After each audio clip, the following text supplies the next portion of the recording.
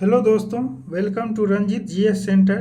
दोस्तों, आज इस वीडियो में जो है बौद्ध धर्म से संबंधित सब्जेक्टिव पढ़ेंगे थ्योरी। उसके बाद दोस्तों इसके जस्ट अगला वीडियो में इससे संबंधित जितने भी प्रीवियस ईयर में क्वेश्चन पूछा गया है दोस्तों PYQ, उसको एक भी वीडियो में कंप्लीट कर लेंगे। तो दोस्तों, अगर आप इस वीडियो को चैनल पर पहली बार देख रहे हैं तो प्लीज़ चैनल को सब्सक्राइब करके बेल आइकन को प्रेस कर दीजिएगा और वीडियो को दोस्तों ज़्यादा से ज़्यादा दोस्तों में लाइक एंड शेयर कीजिएगा। तो चलिए दोस्तों शुरू करते हैं। इससे पहले दोस्तों सिंधु घाटी सभ्यता, पाषाण काल और जो है वैदिक काल अपलोड किया जा चुका है प्राचीन हिस्ट्री का, और मॉडर्न हिस्ट्री का दोस्तों प्लेलिस्ट बना दिया गया है। अब जाके पूरा वीडियो देख सकते हैं, घटना चक्र बुक से करवाया गया है। अब दोस्तों इस वीडियो में जो है बौद्ध धर्म से संबंधित सब्जेक्टिव देखेंगे। तो चलिए शुरू करते हैं। पहला देखिएगा कि गौतम बुद्ध का जन्म जो है कपिल वस्तु के निकट लुम्बिनी में 563 BC में हुआ था। लुम्बिनी में, ठीक है दोस्तों। उनके पिता जो है सुधोधन शाक्यगण के प्रधान थे। याद रखिएगा, पिता का नाम सुधोधन है जो शाक्यगण के प्रधान थे, तथा माता माया देवी अथवा महामाया कोलिय गणराज की कन्या थी। कोलिय गणराज मतलब कोलिय वंश का दोस्तों कन्या थी महामाया या माया देवी, ठीक है, इसको याद रखिएगा। अगला देखिए दोस्तों, गौतम बुद्ध के बचपन का नाम सिद्धार्थ था। इनके जन्म के कुछ दिन बाद जो है इनकी माता का देहांत हो गया, अतः इनका लालन पालन इनकी मौसी जो है ये प्रजापति गौतमी इन्होंने ही किया था। और इनका विवाह यानी दोस्तों गौतम बुद्ध का विवाह 16 वर्ष की अल्पवायु में शाक्य कुल की कन्या यशोधरा के साथ हुआ था। उत्तरकालीन बौद्ध ग्रंथों में यशोधरा के अन्य नाम गोपा, बिंबा, भद्दकच्छना आदि मिलते हैं। इनके पुत्र का नाम राहुल था, इसको भी याद रखिएगा। उसके बाद है दोस्तों, बुद्ध के जीवन में 4 दृश्यों का अत्यधिक प्रभाव पड़ा। ये थे वृद्ध व्यक्ति, बीमार व्यक्ति, मृतक और प्रसन्नचित्त सन्यासी। ये 4 व्यक्तियों का सबसे अधिक प्रभाव पड़ा बुद्ध के जीवन पर। सिद्धार्थ ने दोस्तों, जिसका बचपन का नाम सिद्धार्थ था गौतम बुद्ध का, इन्होंने पत्नी और बच्चे को सोते हुए छोड़कर गृह का त्याग कर दिया। गृह त्याग के समय सिद्धार्थ की आयु कितनी वर्ष थी? 29 वर्ष। बौद्ध ग्रंथों में गृह त्याग को दोस्तों महाभिनिष्क्रमण की संज्ञा दी गई है। सांख्य दर्शन के आचार्य थे अलार कलाम। इनसे जो है वैशाली के समीप मुलाकात हुई और यहाँ से सिद्धार्थ जो है राजगिरी के समीप जो है निवास करने लगे। ठीक है दोस्तों, निवास करने लगे। यहाँ के से सिद्धार्थ राजगिरी के समीप निवास करने वाले रुद्रक रामपुत नामक एक दूसरे धर्माचार्य के पास पहुंचा। यानी कि दोस्तों वैशाली के बाद जो है या अलार कलाम से शिक्षा लेने के बाद कहाँ पहुंचा सिद्धार्थ? राजगिरी के समीप निवास करने वाले रुद्रक रामपुत के पास। ये इसका दूसरा गुरु हुआ दोस्तों, रुद्रक रामपुत, इसके पास पहुंचा। इसके पश्चात सिद्धार्थ जो है उरुवेला जो है दोस्तों बोध गया में है, ये गया जिला में है दोस्तों, बोध गया, वहाँ पर उरुवेला नाम का जगह है, वहाँ पहुंचा। 6 वर्ष की कठिन साधना के बाद 35 वर्ष की अवस्था में वैशाख पूर्णिमा की रात्रि को एक पीपल वृक्ष के नीचे गौतम बुद्ध को ज्ञान प्राप्त हुआ। ज्ञान प्राप्ति के कितने वर्ष की अवस्था में? 35 वर्ष की अवस्था में। कितने वर्ष कठिन तपस्या? 6 वर्ष। घर से निकला था कब? 29 वर्ष की अवस्था में। ज्ञान की प्राप्ति के बाद वह बुद्ध कहलाए। बुद्ध का एक अन्य नाम तथागत मिलता है, इसको भी याद रखिए, जिसका अर्थ होता है सत्य है ज्ञान जिसका, तथागत का अर्थ। शाक्य कुल में जन्म लेने के कारण इन्हें शाक्य मुनि भी कहा गया है। उसके बाद है ज्ञान प्राप्ति के बाद गौतम बुद्ध ने अपने मत का प्रचार प्रारंभ किया।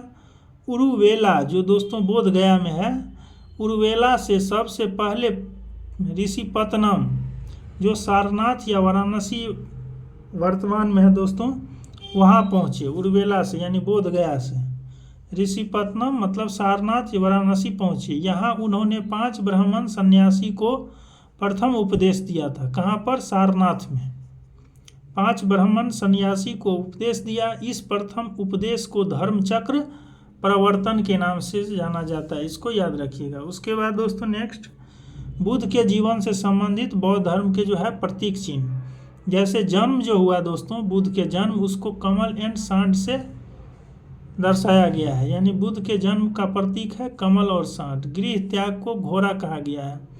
ज्ञान को दोस्तों, ज्ञान का प्रतीक है पीपल या बोधि वृक्ष, और निर्वाण का अक्ष है पद चिन्ह, इसको जरूर याद रखिएगा। राजगिरी में उन्होंने द्वितीय, तृतीय और चतुर्थ वर्षा काल व्यतीत किए। कहाँ पर? राजगिरी में। राजगिरी में जो है दोस्तों द्वितीय, तृतीय और चतुर्थ वर्षा काल व्यतीत किए। उसके बाद मगध के राजा बिंबिसार ने उनके निवास के लिए वेलुवन नामक महाविहार बनवाया था। किसने? राजा बिंबिसार ने वेलुवन नामक महाविहार बनवाया था मगध में। नेक्स्ट है दोस्तों, राजगिरी से चलकर बुद्ध जो है लिच्छवी की राजधानी वैशाली पहुँचे, जहां उन्होंने 5वां वर्षाकाल व्यतीत किया। लिच्छवियों ने उनके निवास के लिए महावन में प्रसिद्ध कुटाग्रशाला का निर्माण करवाया। लिच्छवियों ने कुटाग्रशाला का निर्माण करवाया। वैशाली की प्रसिद्ध नगरवधु आम्रपाली उनकी शिष्या बनी। आम्रपाली कौन थी? वैशाली की फेमस दोस्तों नगरवधु थी आम्रपाली, इसकी शिष्या बनी, तथा भिक्षु संघ के निवास के लिए जो है दोस्तों अपनी आम्र वाटिका भी प्रदान कर दी। किसने? आम्रपाली ने। ज्ञान प्राप्ति के 8वें वर्ष जो है गौतम बुद्ध ने वैशाली में अपने प्रिय शिष्य आनंद के कहने पर महिलाओं को संघ में प्रवेश की अनुमति दी। बुद्ध की मौसी प्रजापति गौतमी जो जिन्होंने इसका लालन पालन से दोस्तों पोषण किया था, तथा विमाता संघ में प्रवेश करने वाली, यानी बुद्ध की मौसी और विमाता, ये 2 थी दोस्तों संघ में प्रवेश करने वाली प्रथम महिला थी। तथा देवदत्त बुद्ध का जो है चचेरा भाई था, इसको भी याद रखिएगा। उसके बाद दोस्तों देवदत्त जो था यह पहले उनका अनुगत बना और फिर बाद में जो है उसका विरोधी बन गया गौतम बुद्ध का। वो बौद्ध संघ से बुद्ध को हटाकर स्वयं संघ का प्रधान बनना चाहता था, किंतु उसे इसमें सफलता नहीं मिली। नेक्स्ट है दोस्तों, बौद्ध धर्म का सर्वाधिक प्रचार जो है कौशल राज्य में हुआ है, इसको भी आप लोग याद रखिएगा दोस्तों। बौद्ध धर्म का सर्वाधिक जो है प्रचार कौशल राज्य में हुआ। यहाँ बुद्ध ने 21 वास किए। 21 वास। कौशल राज्य के अनाथ पिंडक नामक धनी व्यापारी ने उनकी शिष्यता ग्रहण की तथा संघ के लिए जो है दोस्तों जेतवन विहार प्रदान किया। भरहुत से प्राप्त एक शिल्प के ऊपर इस दान का उल्लेख है। ठीक है, भरहुत से एक शिल्प मिला था, उस पर लिखा हुआ है कि जेतवन विहार जो है ये अनाथ पिंडक नामक धनी व्यापारी ने ही बनवाया था, कौशल राज्य के ये थे। इसमें जेतवन अनाथ पेंडिकों देती कोठी समस्त तेन केता, ये संस्कृत में उल्लेख उत्कीर्ण है दोस्तों, जिससे पता चलता है। उसके बाद है दोस्तों कौशल नरेश जो थे प्रसेनजीत, इन्होंने भी अपने परिवार के साथ बुद्ध की शिष्यता ग्रहण की थी तथा संघ के लिए जो है इन्होंने पूर्वाराम यानी पूर्वाराम नामक विहार भी बनवाया था। किसने? प्रसेनजीत ने। ये कौशल नरेश थे। बुद्ध ने अपने जीवन की अंतिम वर्षा ऋतु वैशाली में ही बिताई थी, तो इसको भी याद रखिएगा। उसके बाद है दोस्तों अपने मत का प्रचार करते हुए वे मल्लों की राजधानी पावा पहुँचे, जहाँ वे चुंद नामक जो है कहाँ पहुँचे? अपने मत का प्रचार करते हुए मल्ल की राजधानी पावा, जहाँ वे चुंद नामक लुहार की आम्रवाटिका में ठहरे। उसने बुद्ध को सूकर मद्दव खाने को दिया, इससे उन्हें रक्तातिसार हो गया, वोमिटिंग ब्लड के रूप में होने लगा। फिर वे पावा से जो है कुशीनारा चले गए और यहीं पर सुभद्र को उन्होंने अपना अंतिम उपदेश दिया। तो कभी कभी पूछता है दोस्तों, अपना अंतिम उपदेश जो है गौतम बुद्ध ने कहाँ दिया था? सुभद्र को दिया था। कहाँ पर? कुशीनारा में। इसको याद रखिए। उसके बाद है दोस्तों कुशीनारा, जो मल्ल गणराज्य की राजधानी थी, वहाँ 483 BC में। कहाँ पर? कुशीनारा मल्ल गणराज्य की राजधानी में 483 BC में 80 वर्ष की अवस्था में उन्होंने गौतम बुद्ध ने शरीर त्याग दिया। बौद्ध ग्रंथों में इसे दोस्तों महापरिनिर्वाण कहा जाता है, बौद्ध की मृत्यु को। उसके बाद है दोस्तों महापरिनिर्वाण सूत्र में बुद्ध की शरीर धातु के दावेदारों के नाम हैं मगध नरेश अजातशत्रु, वैशाली के लिच्छवी, पावा के मल्ल, कपिलवस्तु के शाक्य, रामगाम के कोलिये, अलकप के बुली और पिपलीवन के मोरी और वेठ द्वीप के ब्राह्मण। ये सब दोस्तों बुद्ध की शरीर धातु के दावेदार के नाम हैं। ठीक है, इसको आपको याद नहीं करना है, बस महापरिनिर्वाण याद रखिएगा। 80 वर्ष की अवस्था में जो है बुद्ध का हुआ था। कहाँ पर? कुशीनारा, जो कि मल्ल गणराज्य की राजधानी थी। उसके बाद दोस्तों बुद्ध के प्रथम उपदेश को धर्मचक्र प्रवर्तन की संज्ञा दी, तो ठीक है।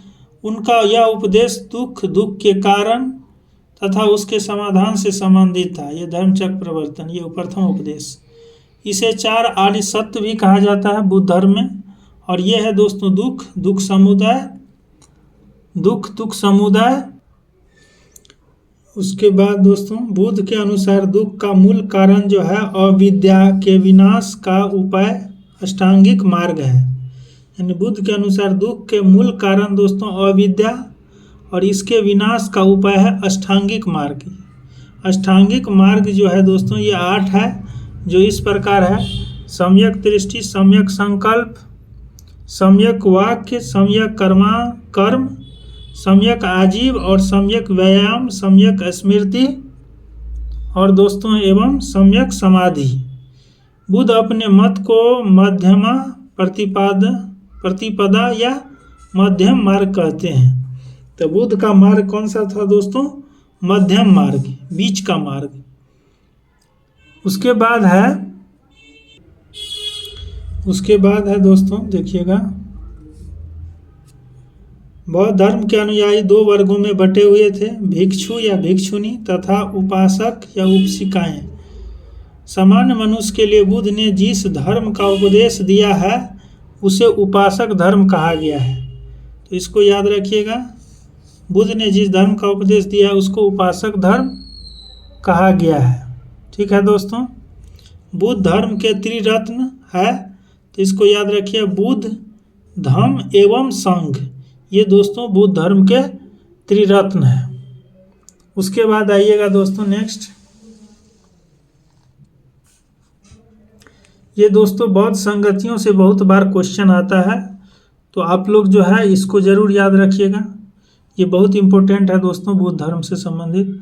जैसे प्रथम बौद्ध संगति जो हुआ था दोस्तों 483 BC में राजगिरी में हुआ था, जिसके शासक थे दोस्तों उस समय अजातशत्रु और इसके अध्यक्ष बने थे महाकश्यप। याद रखिएगा, महाकश्यप। और ये राजगिरी में हुआ था अजातशत्रु के शासनकाल में। द्वितीय बौद्ध संगति दोस्तों 383 BC, 1 साल बाद वैशाली में हुआ था, जिसके अध्यक्ष थे सुबुकामी, और ये कालाशोक के समय हुआ था दोस्तों। तृतीय है दोस्तों जो पाटलिपुत्र में हुआ था, इसके अध्यक्ष थे मोगलीपुत्तिस और इसके समय के शासक थे अशोक। चतुर्थ बौद्ध संगति जो है दोस्तों ये ईसा की प्रथम शताब्दी में हुआ है, और ये कहाँ पर हुआ है दोस्तों? कुंडलवन कश्मीर में, जिसके अध्यक्ष थे वसुमित्र और अश्वघोष थे दोस्तों उपाध्यक्ष।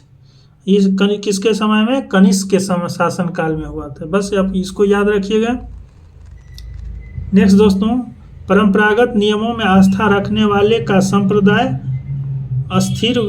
स्थविर या थेरवादी कहलाया। यानी परंपरागत नियम में जो आस्था रखता था उस संप्रदाय को स्थविर या थेरवादी कहलाया।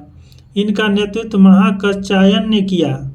परिवर्तन के साथ नियम को स्वीकार करने वालों का संप्रदाय महासांघिक कहलाया। तो इसको भी याद रखिएगा, महासांघिक और थेरवादी। थेरवादी जो पुरानी परंपरा को मानते थे और महासांघिक जो दोस्तों परिवर्तन चाहते थे।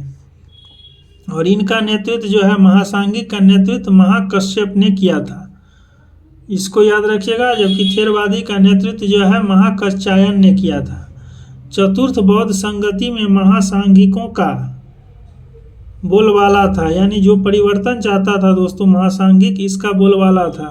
चतुर्थ बौद्ध संगति के समय बौद्धों ने भाषा के रूप में संस्कृत को अपनाया था। तो इसको भी याद रखिएगा। चतुर्थ बौद्ध संगति में जो कुंडलवन कश्मीर में हुआ था, इस संगति के समय बौद्ध धर्म स्पष्ट रूप से हीनयान और महायान नामक दो संप्रदाय में विभाजित हो गया। क्यों हो गया? क्योंकि चतुर्थ बौद्ध संगति में महासांघिकों का बोलबाला था। और महासांघिक कौन था दोस्तों? जो परिवर्तन को स्वीकार करता था, उस संप्रदाय को महासांघिक कहते थे।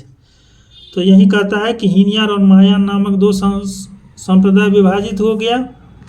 उसके बाद दोस्तों सर्वास्तिवाद आगे चलकर वैभाषिक और सौत्रांतिक में विभाजित हुआ। कौन? इसको याद रखिए, सर्वास्तिवाद। वैभाषिक मत की उत्पत्ति मुख्य रूप से कश्मीर में हुई और वैभाषिक मत के प्रमुख आचार्य हैं दोस्तों धर्ममात्र, घोषक, बुद्धदेव, वसुमित्र। जबकि सौत्रांतिक संप्रदाय सुत पिटक पर आधारित था। ठीक है दोस्तों। उसके बाद है दोस्तों शून्यवाद। शून्यवाद जो है ये माध्यमिक के प्रवर्तक नागार्जुन है। शून्यवाद यानी माध्यमिक के प्रवर्तक नागार्जुन है, जिसकी प्रसिद्ध रचना माध्यमिक कारिका, याद रखिएगा, माध्यमिक कारिका है। इसकी रचना किसके? नागार्जुन की। नागार्जुन के अतिरिक्त इस मत के अन्य विद्वान थे, शून्यवाद के दोस्तों अन्य विद्वान थे चंद्रकीर्ति, शांतिदेव, शांति रक्षित और आर्यवेद। इसको जरूर याद रखिएगा। नेक्स्ट आ जाइए दोस्तों, नागार्जुन की तुलना मार्टिन लूथर से की जाती है। उसके बाद है हेनसांग ने उसे संसार का 4 मार्गदर्शक शक्तियों में से एक कहा है। हेनसांग ने किसको? नागार्जुन को। उसके बाद है दोस्तों हेनसांग ने उसे संसार के, उसके बाद है उसे भारत का आइंस्टीन भी कहा जाता है। किसको? नागार्जुन को। चीनी मान्यता के अनुसार नागार्जुन ने चीन की यात्रा कर वहां बौद्ध शिक्षा प्रदान किया था, नागार्जुन ने। उसके बाद है दोस्तों विज्ञानवाद अथवा योगाचार संप्रदाय की स्थापना मैत्रेय या मैत्रेयनाथ ने किया था। असंग तथा वसुबंधु ने इसका विकास किया था, विज्ञानवाद का। उसके बाद है दोस्तों वज्रयान का सर्वाधिक विकास जो है 8वीं शताब्दी में हुआ था, वज्रयान शाखा का। और इसके सिद्धांत आर्य, मंजूश्री, मूल, कल्प तथा गृह समाज नामक ग्रंथों में मिलते हैं। इसने भारत में बौद्ध धर्म के पतन का मार्ग प्रशस्त किया। किसने दोस्तों? वज्रयान ने। बौद्ध दर्शन में क्षणिकवाद को स्वीकार किया गया है। तो इसको भी याद रखिएगा, बौद्ध धर्म में ही क्षणिकवाद को स्वीकार किया गया है। बुद्ध ने स्वयं अनित्यवाद के सिद्धांत का प्रतिपादन किया था। नेक्स्ट है मैत्रेय को दोस्तों बौद्ध परंपरा में भावी बुद्ध कहा गया है। मैत्रेय को अवलोकितेश्वर प्रधान बोधिसत्व है। अवलोकितेश्वर जो है ये प्रधान बोधिसत्व है। इन्हें पद्म पानी भी कहते हैं। ठीक है, पद्म पानी का मतलब होता है हाथ में कमल लिए हुए। और इनका दोस्तों प्रधान गुण जो है दया था। मंजूश्री के एक हाथ में खड्ग और दूसरे हाथ में पुस्तक रहती है मंजूश्री के, और इनका मुख्य कार्य बुद्धि को प्रखर करना है। नेक्स्ट है दोस्तों, बौद्ध धर्म के आरंभिक ग्रंथों को त्रिपिटक कहा जाता है, बौद्ध धर्म के शुरुआती ग्रंथों को, और यह जो है पाली भाषा में रचित है। बुद्ध के महापरिनिर्वाण के पश्चात उनकी शिक्षाओं को जो है दोस्तों, उनकी शिक्षाओं को देखिएगा संकलित कर 3 भाग में बांटा गया है मृत्यु के बाद, और इन्हीं को त्रिपिटक कहते हैं, जो कि पाली भाषा में लिखा गया है। यह है विनय पिटक, सूत पिटक और अभिधम पिटक। ये याद रखिएगा, विनय पिटक, सूत पिटक, अभिधम पिटक। विनय पिटक में जो है संघ के संबंधी नियम और दैनिक जीवन संबंधी आचार विचार है, विधि निषेधों आदि का भी संग्रह है। सूत पिटक में दोस्तों महात्मा बुद्ध के उपदेश का संग्रह है सूत पिटक में, और अभिधम पिटक में जो है बौद्ध धर्म के दार्शनिक सिद्धांत का संग्रह है, तो इसको भी याद रखिएगा। उसके बाद है दोस्तों अठकथाएँ। अठकथाएँ त्रिपिटकों के भाष्य के रूप में लिखी गई है। सूत पिटक की अठकथा महा अठक तथा विनय पिटक की अठकथा क्रुंदी है। ये सब नहीं याद करना है, बस थोड़ा अंडरस्टैंडिंग के लिए समझ लीजिए। अभिधम पिटक की अठकथा मूल रूप से सिंहली भाषा में महापचरी है। बौद्ध का वह धर्म ग्रंथ जिसमें गौतम बुद्ध के पूर्ववर्ती जन्म की कथाएं संकलित है जातक कहलाता है। तो ये इम्पोर्टेंट है दोस्तों, जातक किसके कहते हैं? गौतम बुद्ध के पूर्ववर्ती जन्म की कथाओं को जातक कहते हैं, और यह जो है पाली भाषा में लिखा गया है। नेक्स्ट दोस्तों बौद्ध ग्रंथ और उनके रचनाकार, ये दोस्तों पूछा जाता है, तो ये याद रखिएगा। जैसे मिलिंद पन्हो जो है दोस्तों, ये बौद्ध ग्रंथ है, ये नागसेन ने इसकी रचना की है। तो मिलिंद पन्हो, नागसेन। बुद्ध चरित, सौंदरानंद, सारीपुत्र प्रकरण, ये अश्वघोष की रचना है दोस्तों। माध्यमिका कारिका जो है ये नागार्जुन की पुस्तक है। उसके बाद बुद्ध घोष की दोस्तों विशुद्धि मग्ग, और वसु बंधु का है अभिधम कोश। ठीक है दोस्तों, नागार्जुन ही शून्यवाद का दोस्तों जनक है, तो इसको भी याद रखिएगा। माध्यमिक मतलब होता है दोस्तों शून्यवाद। उसके बाद आ जाइए दोस्तों नेक्स्ट, बुद्ध की भूमि स्पर्श मुद्रा से तात्पर्य अपने तप की सुचिता और निरंतरता को बनाए रखने से। तो इसको भी आप लोग अच्छे से याद कर लीजिएगा। भूमि स्पर्श मुद्रा का अर्थ क्या है? तप की सुचिता और निरंतरता को बनाए रखना। भूमि स्पर्श मुद्रा की सारनाथ की बुद्ध मूर्ति गुप्त काल से संबंधित है। ये जो है दोस्तों भूमि स्पर्श मुद्रा जो है ये सारनाथ में मिला है। सारनाथ की बुद्ध मूर्ति गुप्त काल से संबंधित है। प्राचीन काल में बौद्ध शिक्षा के 3 प्रमुख केंद्र थे दोस्तों, नालंदा, वल्लभी जो गुजरात में है, और तीसरा विक्रमशिला। नालंदा महायान बौद्ध धर्म की, नालंदा जो है दोस्तों ये महायान बौद्ध धर्म की, और वल्लभी जो है ये हीनयान बौद्ध धर्म की शिक्षा का केंद्र था। तो नालंदा महायान बौद्ध धर्म की, और वल्लभी दोस्तों गुजरात में है जो हीनयान बौद्ध धर्म की शिक्षा का प्रमुख केंद्र था। विक्रमशिला महाविहार की स्थापना जो है दोस्तों पाल नरेश धर्मपाल ने की थी, और उसने यहाँ मंदिर और मठ भी बनवाए थे। उसके बाद है दोस्तों 5वीं शताब्दी के मध्य गुप्तों के समय में नालंदा विश्वविद्यालय अस्तित्व में आया। किसके समय? गुप्तों के समय, 5वीं शताब्दी में। और सर्वप्रथम कुमारगुप्त प्रथम ने नालंदा बौद्ध विहार को दान दिया, और बाद में बुद्धगुप्त, तथागत गुप्त और बालादित्य नामक गुप्त शासकों ने जो है दोस्तों ये शासकों ने भी जो है इस विहार को दान दिए।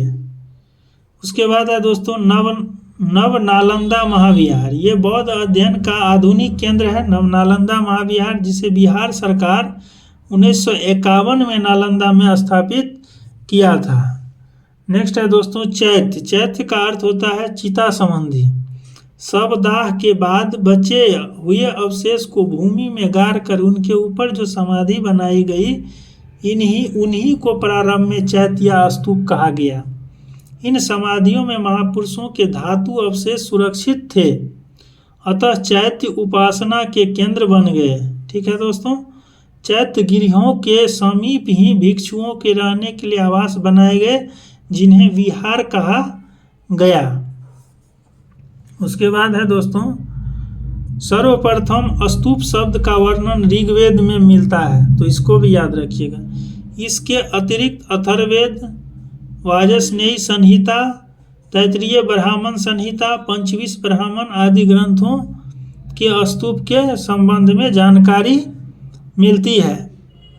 स्तूप का शाब्दिक अर्थ है किसी वस्तु का ढेर। स्तूप का विकास ही समतल मिट्टी के ऐसे चबूतरों से हुआ है जिसका निर्माण मृतक की चिता के ऊपर अथवा मृतकों की चुनी हुई अस्थियों के रखने के लिए किया जाता था। कालांतर में बौद्धों ने इसे अपनी संघ पद्धति अपना लिया और इन स्तूपों में बुद्ध अथवा उनके प्रमुख शिष्यों की धातु रखी जाती थी, अतः वे बौद्धों की श्रद्धा और उपासना का प्रमुख केंद्र बन गया। स्तूप 4 भेद हैं: शारीरिक स्तूप, पारिभौमिक स्तूप, उद्देशिका स्तूप तथा पूजार्थ स्तूप। गौतम बुद्ध को एशिया के ज्योतिपुंज के तौर पर जाना जाता है। इम्पोर्टेंट है। गौतम बुद्ध के जीवन पर एडविन अर्टलैंड ने कहा कि ये लाइट ऑफ एशिया नामक काव्य पुस्तक की रचना की थी। इसके जीवनी पर दोस्तों, गौतम बुद्ध के जीवन पर दोस्तों, ये एडविन अर्नाल्ड जो है, इन्होंने लाइट ऑफ एशिया नाम से एक पुस्तक की रचना की थी। महापरिनिर्वाण मंदिर जो है ये उत्तर प्रदेश के कुशीनगर जिले में स्थित है, जो कि मल गणराज्य की राजधानी थी दोस्तों कुशीनारा, और यहीं कुशीनगर में दोस्तों उत्तर प्रदेश में है जहां महापरिनिर्वाण मंदिर है। मंदिर में स्थापित भगवान बुद्ध की मूर्ति 1876 ईस्वी में उत्खनन के द्वारा प्राप्त की गई थी। इस मंदिर में भगवान बुद्ध की 6.10 मीटर ऊंची मूर्ति लेटी हुई मुद्रा में रखी गई है कुशीनगर में, और यह मूर्ति उस काल को दर्शाता है जब 80 वर्ष की आयु में भगवान बुद्ध ने अपने पार्थिव शरीर को छोड़ दिया। उस समय की जो अवस्था थी, दशा थी, उस दशा को दर्शाती है, और मृत्यु के बंधन से मुक्त हो गए, अर्थात निर्वाण की प्राप्ति हो गई। ठीक है दोस्तों। अब दोस्तों हीनयान और महायान जो 2 शाखा थी उसके बारे में जो अंतर दिया हुआ है उसका अध्ययन देखिएगा दोस्तों। हीनयान और महायान में अंतर। हीनयान जो है ये हीनयान का अर्थ होता है निम्न वर्ग, जबकि महायान का अर्थ होता है उत्कृष्ट वर्ग। ठीक है दोस्तों। उसके बाद है इसमें महात्मा बुद्ध को एक महापुरुष माना है हीनयान में, जबकि महायान में इसे देवता माना है, इसको याद रखिएगा। उसके बाद हीनयान में व्यक्तिवादी धर्म है, इसके अनुसार प्रत्येक व्यक्ति को अपने प्रयत्नों से ही मोक्ष की प्राप्ति करना चाहिए, जबकि महायान में है दोस्तों इसमें परोपकार और परसेवा पर बल दिया है, यानी दूसरे की सेवा पर बल दिया है। इसका उद्देश्य है कि समस्त मानव जाति का कल्याण होना। यह मूर्ति पूजा एवं भक्ति में विश्वास नहीं करता है हीनयान, जबकि दोस्तों महायान आत्मा और पुनर्जन्म में विश्वास करता है। हीनयान की विशेषता है दोस्तों इसकी साधना पद्धति अत्यंत कठोर है और यह भिक्षु जीवन का समर्थक है हीनयान, जबकि महायान जो है इनके सिद्धांत सरल और सर्वसाधारण के लिए सुलभ है। जो भी सरल और सर्वसाधारण लोग हैं उसके लिए आसान है। इसमें भिक्षु के साथ साथ सामान्य उपासक को भी महत्व दिया गया है। उसके बाद है दोस्तों हीनयान का आदर्श जो है ये अरहत पद को प्राप्त करना, ये यूपीएससी में पूछा हुआ है। अरहत शब्द क्या है दोस्तों, ये हीनयान से संबंधित है। इसका आदर्श है, हीनयान का आदर्श अरहत पद को प्राप्त करना। जबकि महायान का आदर्श वो है बोधिसत्व। तो ये भी याद रखिएगा। हीनयान के दो प्रमुख संप्रदाय है दोस्तों, वैभाषिक और सौत्रांतिक। वैभाषिक और सौत्रांतिक जो है ये हीनयान की प्रमुख संप्रदाय है। जबकि महायान की दोस्तों प्रमुख संप्रदाय है शून्यवाद यानी माध्यमिक, और विज्ञानवाद यानी योगाचार। ये दोस्तों महायान की प्रमुख संप्रदाय है और ये हीनयान की महत्वपूर्ण संप्रदाय है। तो दोस्तों बौद्ध धर्म जो है कंप्लीट हुआ। सब्जेक्टिव आप इसको देख लीजिएगा। इसके बाद दोस्तों इसका नेक्स्ट ऑब्जेक्टिव वीडियो डालेंगे, उसको आप लोग शुरू से अंत तक देख लीजिएगा। आपका बौद्ध धर्म कंप्लीट हो जाएगा। ओके दोस्तों, थैंक यू।